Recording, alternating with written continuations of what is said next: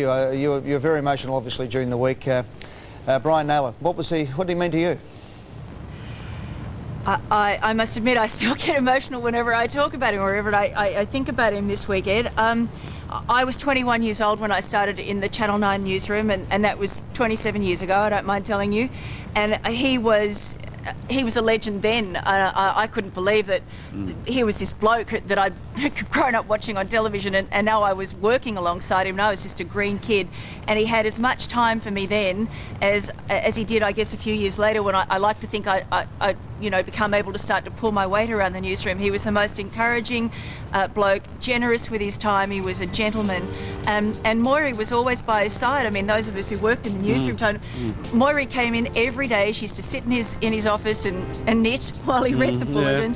They were just, they were joined at the hip, those two. They were the most wonderful, gentle couple. And Tony, he was certainly... Go on, Tony. I was just about to say, you were very close to Brian over the years and continued a friendship long after he retired from reading the news. Well, that's right, Ed. And as you know, having sat alongside him yourself, he was just a remarkable man to work with in the studio. And being an actual newsreader yourself, Trace, you probably never actually had the opportunity to sit on the desk with him, because it was an experience in itself. Because what he wanted to do was just make sure that there was a light sort of a mood in the studio, because it can be pretty taxing at times when you're talking about events such as this one that really sort of tug at the heartstrings. And he also treated everybody as an equal. The sports presenter, the weather presenter was on exactly the same level as the camera operators, the audio cue operators, and everyone just loved walking in there. And as soon as he walked into that studio, there was this amazing energy about him, and that came through on the television, because with all due respect to his peers, when Brian came on and they did the old "This is National 9 News" with Brian Naylor, as soon as he opened his mouth, you just sat up and listened, didn't you? It was just, as I said earlier in the week in one of the stories, he had a velvet-like voice with an iron-like authority.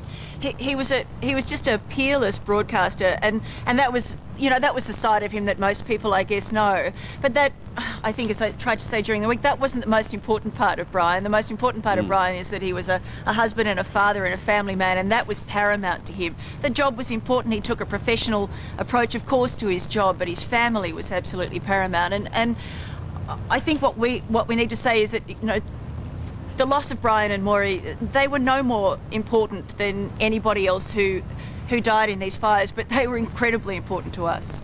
Thanks, Tracy. Thanks, Tony, for your reminiscence there. And yeah, as you say, it's hard to just talk about Brian and Moiri without thinking about the other people who perished in this terrible tragedy. But obviously for us here at the 9 Network and in television in general, because Brian, of course, was a superstar over at the 7 Network before he came to Channel 9, and we all feel his loss very deeply. Thanks very much, Tracy and Tony, and please give these two a round of applause. They've had a hard week.